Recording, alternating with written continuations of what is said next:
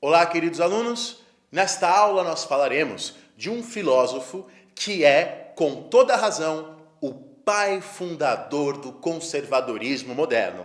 Nesta aula nós falaremos do irlandês Edmund Burke. Então vamos lá. Gostemos ou não, Burke é um pensador importantíssimo para a história da filosofia política que deve ser lido aí por todos que têm interesse no tema conservadorismo. Veja, se você se considera um conservador ou tem interesse em conhecer o conservadorismo, você precisa entender o pensamento político de Burke. Se você se considera um anticonservador, um inimigo do conservadorismo, você também tem que entender o pensamento político de Burke.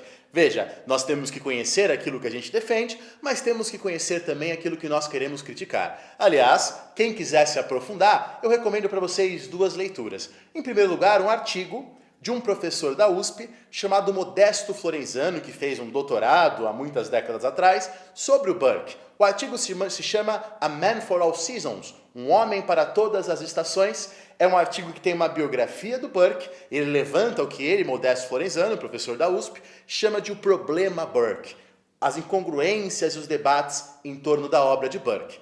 Além disso, caso vocês queiram ler as reflexões sobre a Revolução na França de Burke, recomendo a tradução da Edipro, a tradução e a introdução do texto feita por um outro professor da USP, também meu amigo, o José Miguel Soares. Veja só, o Miguel, também professor da USP, faz uma introdução maravilhosa, faz uma tradução muito bem feita. Veja, muitos estudiosos hoje, acadêmicos, professores da USP, estudando Burke. Aqui no YouTube você encontra vários vídeos de diferentes professores sobre o Burke. É um pensador que está na ordem do dia. É um pensador que muitos estão conversando, pensando, refletindo. Então eu quero falar para vocês, para abrir a nossa discussão, uma frase de um historiador francês chamado Pierre Manin. Manin diz o seguinte: Thomas Paine, um outro filósofo que é o principal adversário de Burke, no ponto de vista filosófico, claro, Thomas Paine é o mais à esquerda que um filósofo liberal pode ser, sem deixar de ser liberal. Se o Thomas Paine fosse mais à esquerda que ele era, ele se tornaria socialista ou qualquer coisa do tipo. Thomas Paine é um liberal, defende a propriedade privada, o livre mercado, mas também defende algumas outras coisas, uma democracia radical, defende também o imposto sobre herança e esse tipo de coisa. Burke também é um pensador liberal. Olha o que o Pierre Manin diz. Assim como Thomas Paine é o mais à esquerda que um liberal pode ser, sem deixar de ser liberal, Burke é o mais à direita que um pensador liberal pode ser, sem deixar de ser liberal. Quer dizer, se Thomas Paine fosse mais à esquerda do que ele se tornaria comunista. Se Burke fosse mais à direita do que ele não seria mais liberal, ele seria reacionário. Depois nós explicamos melhor a diferença entre conservador e reacionário. Então, Burke é um liberal conservador e Thomas Paine um liberal progressista, na visão de Pierre Manin. Veja, concordemos ou não com essa análise, você vê que o Manin coloca Burke num lugar especial dentro da tradição liberal. Então, nesse vídeo, nós iremos, em primeiro lugar, fazer alguns comentários sobre a biografia, sobre a trajetória de Burke. Depois, nós falaremos algumas das suas ideias principais e o que isso tem a ver com o pensamento conservador. Vamos lá. Edmund Burke nasceu na Irlanda, na cidade de Dublin, em 1729.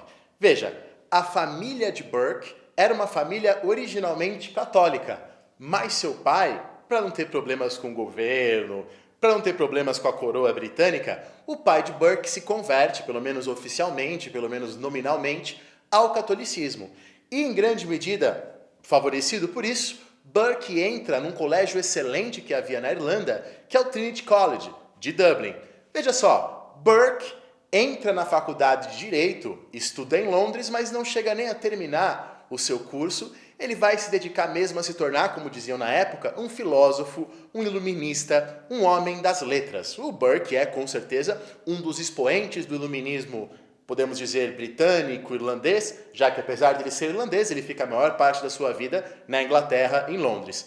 Como filósofo, Burke escreve um texto genial sobre as origens das nossas ideias do belo e do sublime. De um ponto de vista filosófico, este texto sobre as origens da beleza e do sublime do Burke é o texto mais importante do Burke. Não é sobre ele que esse vídeo vai falar. Esse vídeo é mais especificamente sobre o pensamento político do Burke.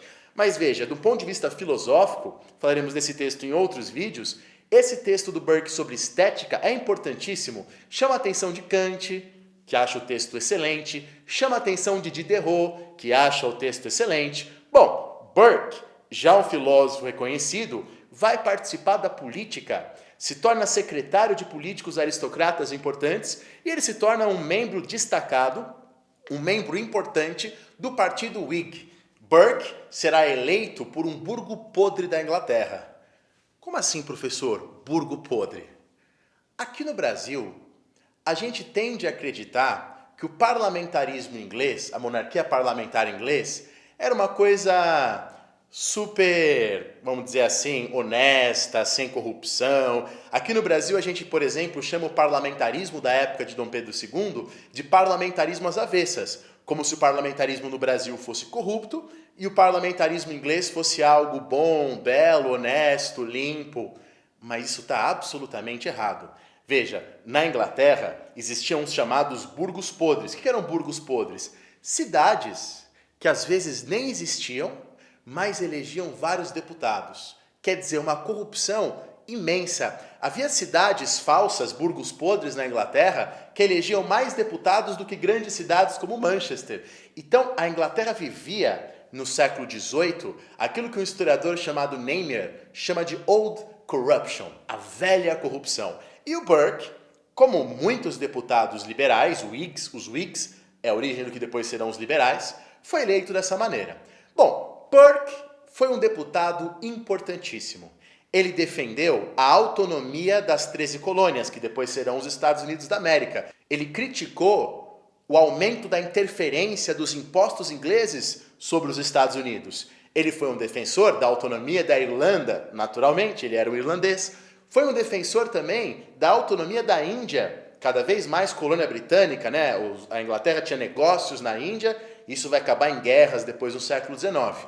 Burke foi um crítico do excesso de autoritarismo do rei da Inglaterra, Jorge III. Aliás, Jorge III nessa época vivia numa crise de loucura. Existe um filme de Hollywood, vencedor do Oscar, chamado The Madness, a loucura de Jorge III. Infelizmente, esse filme, foi traduzido aqui no Brasil como As Loucuras de Jorge III, ficou uma coisa meio estranha. De qualquer maneira, Burke, então, critica os excessos, os autoritarismos de Jorge III, que vivia nessa época crise de loucura, critica o excesso de interferência inglesa nas colônias, é um defensor das liberdades, assim que ele atuou como Whig. Entretanto, o rei Jorge III começa a se recuperar da sua loucura, começa a melhorar. E nesse contexto, Burke começa a perder o prestígio dele dentro do partido Whig, dentro do parlamento. Eis que eclode a Revolução Francesa, e ele, Burke, que defendeu os Estados Unidos, ele, Burke, que era um defensor do que havia sido a Revolução Gloriosa da Inglaterra, que foi a revolução que criou o parlamentarismo e acabou com o absolutismo na Inglaterra, ele, Burke, apoiador de tudo isso, escreve um livro contra a Revolução Francesa. As reflexões sobre a Revolução na França. Em algumas traduções, na tradução da editora UNB, que também é uma boa tradução, ficou Reflexões sobre a Revolução em França. De qualquer maneira, esse texto do Burke é a primeira crítica à Revolução Francesa e, como veremos, uma crítica que em alguns momentos parece profética, né? Parece que ele estava prevendo os desastres que iam acontecer, sobretudo na época jacobina. Como disse Modesto Florenzano, historiador que eu já citei agora há pouco, esse livro que Burke escreve contra a Revolução é um livro revolucionário, pois ele cria muito do que é o vocabulário político moderno. Churchill, um político conservador britânico, disse que o Burke, nesse texto, criou armas intelectuais que todos os conservadores, até os dias de hoje, podem usar. É um texto fértil e importantíssimo. Então, nesse momento, Burke recupera um pouco do prestígio que ele tinha perdido, e aí ele já está, nesse momento, bastante idoso. Então, veja, que curioso. Burke era um pensador com posições que nós chamaríamos hoje de progressistas. Ele era, por exemplo, além das coisas que eu já falei, ele era também crítico da pena de morte. Crítico da pena de morte contra católicos, claro, a família dele era católica. Crítico da pena de morte contra homossexuais. Aliás, existe um biógrafo do Burke, que escreveu uma biografia sobre o Burke, chamado Isaac Kremnick, professor da Universidade de Cornell, nos Estados Unidos. E na biografia, o Kremnick mostra uma série de documentos, uma série de argumentos que, aliás, defendem que o Burke era homossexual, apesar de, claro, isso não ser revelado, não era uma coisa comum na época. De qualquer maneira, feita essa contextualização da vida do Burke, vamos agora entender as ideias fundamentais desse texto, reflexões sobre a Revolução da França, e principalmente, que é o objetivo desse vídeo, por que esse texto é considerado fundador do pensamento conservador. Vamos lá. Bom, então eu disse para vocês que vários historiadores, vários filósofos dizem que o Burke é um liberal conservador. Então, em primeiro lugar, por que eu chamo Burke de um pensador liberal? Ele é liberal porque ele defende a pluralidade de religiões. Em primeiro lugar, ele não acredita que tem que ter uma religião do Estado imposta aos outros, como era comum em muitos países na época dele. Então, ele é liberal, em primeiro lugar, porque ele defende a pluralidade religiosa. Em segundo lugar, ele é contrário ao absolutismo. Ele diz que se o tirano, se o rei for um tirano absolutista, ele deve sim ser morto, ele deve sim ser derrubado. Contrário ao absolutismo, contrário a religiões oficiais, contrário à concentração de soberania, de poder num único grupo, qualquer que seja ele, seja o povo, seja o rei. Na visão de Burke, o poder tem que estar dividido, tem que estar contrabalanceado. Em último lugar, Burke é um defensor da propriedade privada, Burke é um defensor do livre comércio. Ele tem um texto muito famoso chamado Pensamentos sobre a Escassez, e nesse texto Burke diz que se o Estado tenta acabar com a pobreza, é mais provável que o Estado venha a agravar essa pobreza. Ele defende o livre comércio e ele defende que a pobreza tem que ser combatida sim, mas não pelo Estado, e sim por instituições autônomas da própria sociedade civil. Defensor do livre comércio, da propriedade privada, da repartição de poderes, contra a concentração, a favor da pluralidade de ideias, da pluralidade religiosa. Ele é um pensador liberal. Mas por que ele é um liberal não progressista como Thomas Paine, um liberal conservador? Bom, para você compreender isso, aí vem uma frase fundamental do Burke. Burke diz: o indivíduo é tolo e a espécie é sábia. Como assim? Na visão de Burke, a sociedade não é constituída apenas por aqueles que estão vivos. Para Burke, a sociedade é constituída também por aqueles que já morreram e por aqueles que ainda virão. Não podemos desprezar o que as gerações passadas fizeram. Quer dizer, ao longo da história, por exemplo, da Inglaterra, que ele está falando, foram muitas tentativas e erros, tentativas e erros, tentativas e erros. Se a sociedade inglesa é o que ela é hoje, não é porque alguém em algum momento decidiu que ela fosse dessa maneira. Foram vários e vários séculos de experimentações, de tentativa, de erro. Não podemos, na visão do Burke, de uma hora para outra, desprezar tudo isso que veio em séculos e séculos de tradição. Então, o primeiro elemento do pensamento conservador, do pensamento de Burke, é a valorização da tradição, a valorização daquilo que veio de gerações passadas. Muito cuidado, muito cuidado. Burke não é um reacionário. Reacionário é aqueles que querem voltar para o passado, querem fazer o movimento da sociedade para trás. Ele não é isso. Para Burke, a sociedade tem que sim fazer reformas para avançar, mas essas reformas têm que ser lentas, têm que ser muito bem pensadas, têm que ser calmas, e elas não podem de uma hora para outra desprezar tudo aquilo que vem das gerações passadas. Veja, isso é a essência do pensamento conservador. Não é reacionário, não é voltar para trás, e sim fazer o movimento ser mais lento, e sim valorizar todas as nossas instituições, a religião, as instituições políticas, os costumes. Se tudo é como é hoje, isso acontece por séculos e séculos de tentativa e erro, de experimentação. É o que o Burke chama de lei da prescrição. As coisas são como elas são devido à tradição das gerações passadas. Nós podemos mudar as coisas, mas com muita calma, mas com muita lentidão. Para Burke, o que a Revolução Francesa fez foi, de uma hora para outra, tentar desprezar, jogar fora tudo isso que veio das gerações passadas. Burke diz, se a gente esquecer das gerações passadas, se a gente esquecer das tradições, nós não passamos de moscas de verão. Quer dizer, mosca de verão é uma mosca que nasce e morre com muita facilidade. Nós, que estamos aqui, só estamos aqui devido a esses séculos e séculos de gerações passadas, muita gente que morreu, que tentou, que experimentou. É preciso respeitar essa sabedoria e fazer as mudanças serem o mais lentas que elas podem ser. Uma frase muito famosa do Burke. Burke diz assim, um estado sem meios de transformação é um estado sem meios de conservação.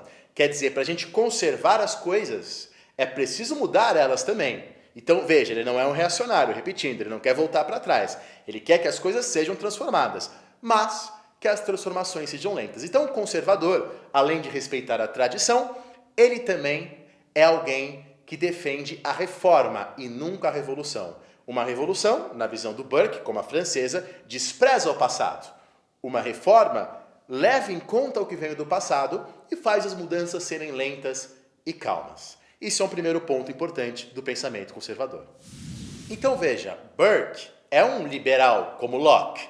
Assim como Locke, Pufendorf e toda a tradição de pensadores liberais, Burke acredita que a sociedade, o governo, existe por meio de um contrato social.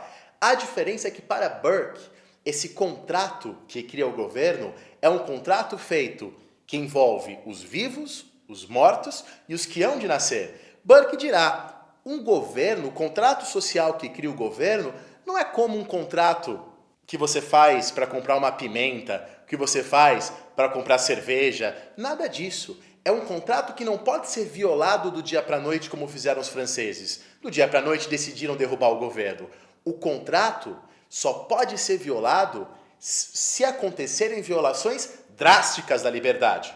Para Edmund Burke, a Revolução Gloriosa de 1688-1689, que criou a monarquia parlamentar inglesa, aconteceu quando os reis Stuart violaram drasticamente a liberdade dos ingleses. Aí, os ingleses derrubaram o que era o rei Carlos II, depois Jaime II da dinastia Stuart. Então, para Burke, esse contrato que cria o governo não pode ser violado, derrubado a qualquer momento, mas só quando há uma violação drástica das nossas liberdades. E na visão dele, os franceses não entenderam isso. Na visão de Burke, os franceses cometeram o seguinte erro: colocaram os princípios, as ideias deles, à frente dos fatos, à frente da realidade.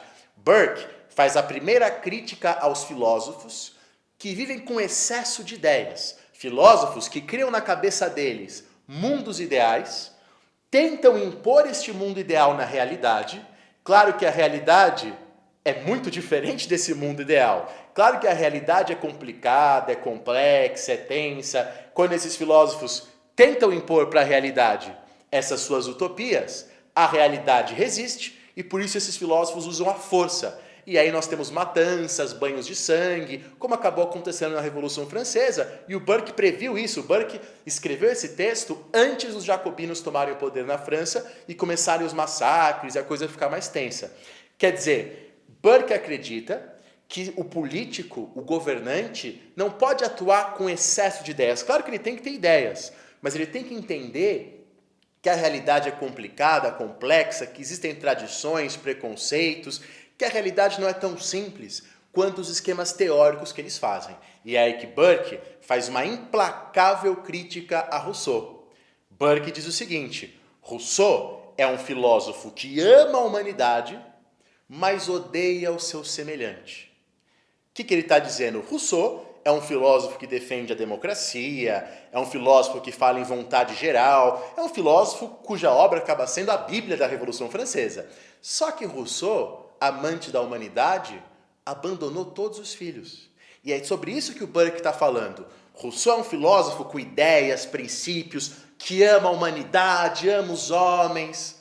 Mas quando chega na pessoa que está ao lado dele, ele trata mal. Burke chega a dizer assim: um urso lambe e cuida da sua cria, mas os ursos não são filósofos. Quer dizer, Rousseau, que é um filósofo cheio de ideias progressistas, sequer cuidou bem dos seus filhos.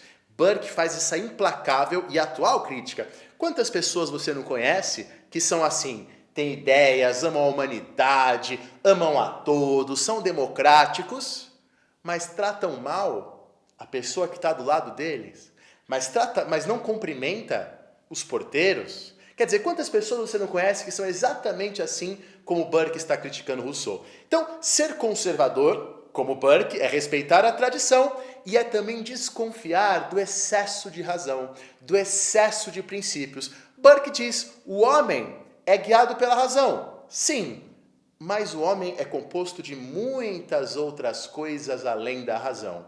O Adam Smith falou uma coisa semelhante. Todo mundo conhece o texto do Adam Smith, A Riqueza das Nações, mas ele tem um outro texto maravilhoso também, e para o Adam Smith mais importante que A Riqueza das Nações, do ponto de vista do próprio Adam Smith, que é um livro chamado A Teoria dos Sentimentos Morais. E o Adam Smith fala que a moral, quer dizer, as regras para nós convivermos socialmente, não podem todas elas ser tiradas da razão. Os sentimentos, a religião, essas coisas também são importantes para a nossa vida. E é isso que o Burke está dizendo. Devemos valorizar as outras sensações, as tradições, os sentimentos, alguns preconceitos. Burke diz que o preconceito nem sempre é algo ruim, já que são ideias herdadas do passado. Valorização de todas essas coisas. E o Burke é também, evidentemente, um crítico da democracia. Para ele, um governo será muito mais justo se for uma monarquia parlamentar moderada. Quero dizer, pode ter eleições, pode ter um elemento democrático no governo, mas o elemento monárquico, na visão do Burke, ele trará mais estabilidade ao governo. Quer dizer, ele pode ser em parte democracia, as pessoas podem eleger deputados, mas uma parte monárquica cria maior estabilidade. Burke diz que a monarquia absoluta é terrível.